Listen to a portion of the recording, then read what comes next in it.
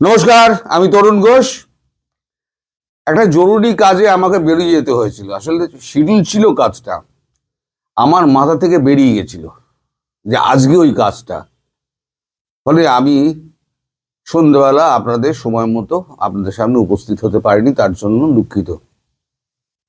এবার দ্বিতীয় হচ্ছে, আমি একটা পোস্ট দিয়েছিলাম যে খাদ্যপণ্য সরবরাহের ব্যাপারে বিভিন্ন দল, দেশের মধ্যে তো একটা তো চাপ তো রয়েছে, তারপরে বিভিন্ন দল যেভাবে কালকে থেকে এই পিএমওতে ফোন করে মানে একের পর এক মানে নিজেদের ক্ষোভ উগড়ে দিচ্ছে, তাতে একটা মোটামুটি নরেন্দ্র মোদীর একটু নড়ে চড়ে বসেছেন আর কি। দেখুন, পাবলিক সেন্টিমেন্ট এমন, সে তারা তো গিয়ে এমপির কাছে বলবে, এমএলএর কাছে বলবে, এমএলএ গিয়ে এমপির কাছে বলবে, এমপি তো গিয়ে লোকসভায় বলবে, লোকসভায় তো কথাটা রাজ্যসভায় যাবে, রাজ্যসভা থেকে প্রধানমন্ত্রীর কানে যাবে। এই তো হচ্ছে স্তর। সেটা আমি যখন উল্লেখ করেছি পোস্টে, তা সেখানে যে সমস্ত মন্তব্য এসছে যে ছাড়েন দাদা, বিএনপির সঙ্গে হাত মিলিয়ে নিয়েছে, আপনি আবার কি গুজব রটাবেন। আমি মনে করলাম যে আওয়ামী লীগের এই লোকগুলো নিতান্তই মূর্খ, নিতান্ত মূর্খ। তারা কিন্তু রোজ ভিডিও দেখে, তারা পুরোটা শোনে কি জন্য বিএনপির সঙ্গে হাত মেলানো হয়েছে, কেন তারেক রহমান এসছে, আমি প্রত্যেকটা কথা বলেছি। তা সত্ত্বেও তারা যখন এই সমস্ত প্রশ্ন করে, তাহলে আমি ওই বক্তব্য আমি আর ওইটা নিয়ে কোনো ভিডিওই করব না। এবার আপনার দেশে আপনারা খেতে পেলেন কি না পেলেন আমার থরি বয়ে গেল, আমি না খেয়ে রয়েছি, আমি তো না খেয়ে নেই। এই যত উদ্গান্ডু আছেন না, আমার চ্যানেল ছেড়ে বেরিয়ে যান। আমার সাবস্ক্রাইবার নিয়ে আমার চিন্তা নিয়ে আমি সাবস্ক্রাইবারের পেছনে দৌড়াই না, আমার দরকার নেই। একজন সাবস্ক্রাইবার থাকলেও আমি ভিডিও করব, কিন্তু আপনাদের মতো উদ্গান্ডু ভিউয়ার যেন ইমিডিয়েটলি বেরিয়ে যায়, আমি তার জন্য বিনীত প্রার্থনা করছি। এবার আসি অন্য প্রসঙ্গে, বকাবকি হয়ে গেছে, এ তো চলেই আমাদের মধ্যে। বিষয়টা এখন ভেনেজুয়েলা, ভেনেজুয়েলা যে কাণ্ডটা হয়েছে, তাতে সব থেকে যে ক্ষতিগ্রস্ত হয়েছে সে হচ্ছে চীন। আর চীন যে ক্ষতিগ্রস্ত হয়েছে, চীন এখন বদলা নেওয়ার জন্য চেষ্টা করবে।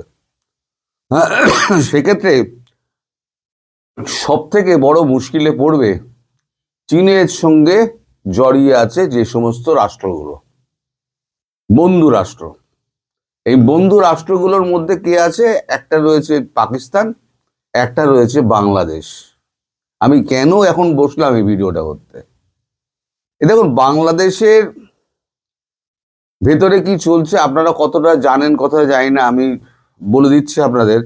আমি জেনেছি বলে আপনাদের বলছি যে আপনাদের ডক্টর মোহাম্মদ ইউনূস, আমি বলছি কিন্তু আপনাদের ডক্টর মোহাম্মদ ইউনূস, আমাদের নয়।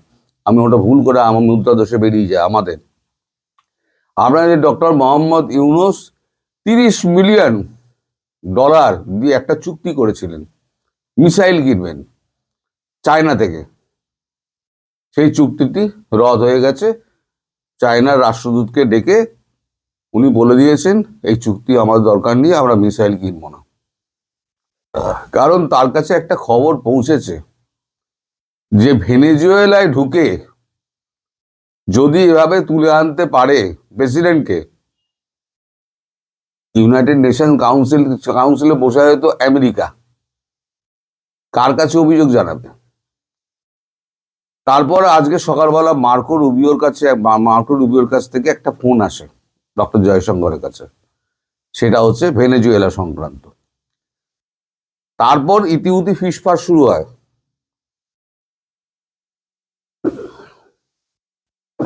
যে ভারত যদি এই ধরনের কোনো অ্যাকশনে যায়, তাহলে বাংলাদেশ কতটা ঠেকাতে পারবে।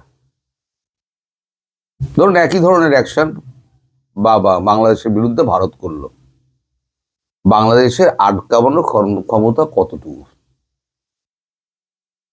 ভেনেজুয়েলাতেও লড়াকু সৈন্যবাহিনী ছিল, প্রচুর টাকা দিয়েছিল, এখানেও প্রচুর টাকা যাচ্ছে, এমনি এমনি সব হচ্ছে না তো। বিলিয়নস অফ রুপিস খরচা হচ্ছে। আপনারা মনে করেন এমনি এমনি সব হচ্ছে। তো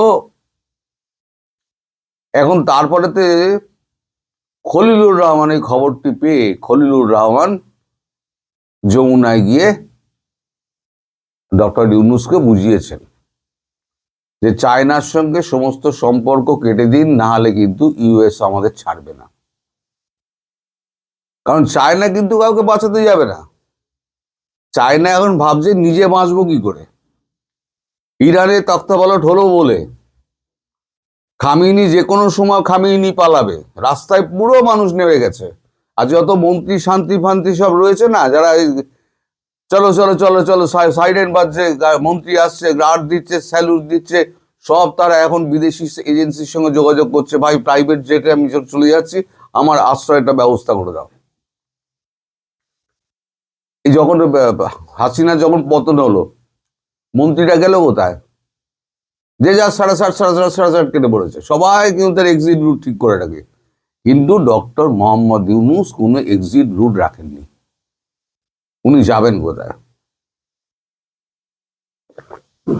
এখন তিনি নিঃসঙ্গ একা যমুনায় বসে থাকেন।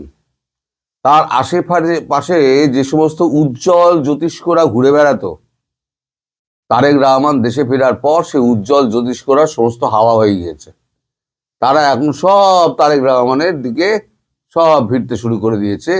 তার অফিস, তার বাড়ি, তার যেখানে যেখানে যাচ্ছে, তারা ওখানে গিয়ে এতদিন যারা হাত জোর করে কাচুমাচু অবস্থায় ডক্টর ইউনূসের সাক্ষাৎ করার জন্য যারা লবিতে বসে থাকতেন বা ওয়েটিং রুমে বসে থাকতেন, তারা এখন ওই সমস্ত ছেড়ে দিয়ে তারা চলে গেছেন। ডক্টর ইউনূসের পাশে কিন্তু আর কেউ নেই। এই মুহূর্তে ভারতবর্ষ করবে কি না আমি জানি না। মার্কো রুবিওর সঙ্গে কি কথা হয়েছে জয়শঙ্কর, সে তো আর আমাকে বলবে না, আমি জানিও না। তবে খুব হালচাল দেখছি, বেশ হালচাল দেখছি। এতে কিন্তু ভারতের কেউ যাবে আসবে না। এই যে ভেনেজুয়েলায় যে এত বড় কাণ্ডটা হয়ে গেল, ভারতের কেউ যায় আসবে না। না রাশিয়ার কিছু হবে, না ভারতের কিছু হবে। ঝাড়টা খেলে হচ্ছে চীন। 90% অয়েল আসতো ভেনেজুয়েলা থেকে, পুরোপুরি ক্যাপচার হয়ে গেছে আমেরিকার হাতে। আর আমেরিকার সঙ্গে তো লেভারেজ নিয়ে তো কষাকষি হচ্ছে, কে কত লেভারেজ নিতে পারে। এখন চায়না বলেছে আমি এক বিন্দুও আমি ওই রেয়ার আর্থ দেবো না। এবার আমেরিকা যদি বলে আমি ভেনেজুয়েলা থেকে এক বিন্দু অয়েল যাবে না, তাহলে পরে চায়নার কি হবে? চায়না তো সেকেন্ড ফ্রন্ট তো খুলে রাখিনি, আমাদের তো 100টা ফ্রন্ট খোলা আছে। দুবাই থেকে আমির থেকে রাশিয়া পর্যন্ত সব আমাদের কন্ট্রাক্ট করা রয়েছে, সেখান থেকে আমাদের তেল আসে। রাশিয়াকে মানে ভারতের কেউ যায় আসে না। আর আমেরিকা এটা বুঝেছে যে আমাদের ভুলে আমাদের বন্ধু, এত বছরের বন্ধু আমাদের ভুলে চায়নার কাছে চলে গিয়েছে। সেই ভুলটা হচ্ছে আমাদের ভুল, সেই ভুল আমরা শোধরাতে হবে, আমাদের শোধরাতে হবে। যেটা Marco Rubio, JD Vance phone করে জয়শঙ্করজিকে বলেছিলেন, আমি কপিও করেছিলাম। যা হয়ে গেছে হয়ে গেছে, অতীতের ভুল ভুলে যান, আমরা সামনের দিকে এগিয়ে যাই। ট্রাম্পও জানেন যে তিনি ভুল করেছেন, ফলে রাগটা ভারতবর্ষের ওপরে কিন্তু পড়বে না। হ্যাঁ, ভারতবর্ষের সঙ্গে ট্রেড ডিল হচ্ছে না, সেটা আলাদা জিনিস, কিন্তু ভারতবর্ষ কোনোদিনও মানে পিঞ্চ করেনি আমেরিকাকে। মাদুরো কি করেছে? মাদুরোর কীর্তি শুনলে আপনি অবাক হয়ে যান। মাদুরো ট্রাম্পের ব্যাকইয়ার্ডে বসে মাদুরো ট্রাম্পের ডলারকে ডলারাইজ করে দিয়েছিল, পুরো ইয়েনে তেল বেচছিল। চীনকে যত তেল বেচেছে সেটা পুরোটা হচ্ছে চীনা অর্থে।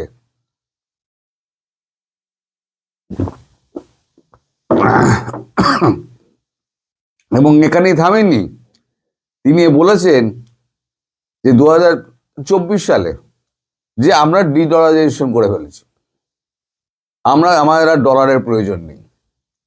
এখন আমেরিকা দেখছে তার ব্যাকইয়ার্ডে একটা দেশ সমাজতন্ত্রের পথে যাচ্ছে, ইন্ডিপেন্ডেন্টলি সে অর্থনীতি করছে, তার আমার অঞ্চলের মধ্যে বসে সে অন্যকে তেল বেচছে 90%, নিজে 10% ব্যবহার করছে, অথচ আমি তেল পাচ্ছি না। একটা অফার তাকে দেওয়া হয়েছিল মাদুরোকে, যে আপনি যে দেশে যাবেন আপনি চলে যান, যত অর্থ চাই তত অর্থ তত সম্পদ নিয়ে আপনি চলে যান, আমরা আপনাকে যেতে দিচ্ছি, সেফ এক্সিট দিয়ে দিচ্ছি, আপনার পরবর্তী যে কোনো সাকসেসর হবে সেটা আমরা আমাদের পছন্দ মতো সাকসেসর বসিয়ে দেবো। মাদুরো মানেননি। মাদুরো মনে করেছিলেন চীন আমাকে বাঁচিয়ে দেবে।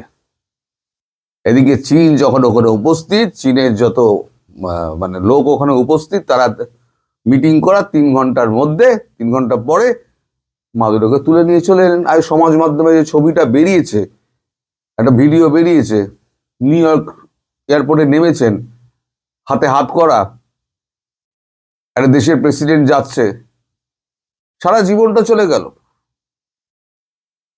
এবার কতটা ঠিক কতটা ভুল সেটা ইতিহাস বিচার করবে। এখনো পর্যন্ত কেউ ইরাক নিয়ে, কেউ আমেরিকার যুদ্ধ নিয়ে কথা বলে না। ফলে এখন গভীর চিন্তায় ডক্টর ইউনূস, যে তার কি হবে। তিনি নিঃসঙ্গ যমুনায় এখন বসে তিনি ভাবছেন যে এখন আমার পালাবার জায়গাটা কোথায়, আমি কি করে পালাবো। উনি ভাবুন, আমরাও দেখতে থাকি। তবে ভারত কি করবে তা কিন্তু আমি জানি না, এটা আগেই বলে দিলাম। নমস্কার।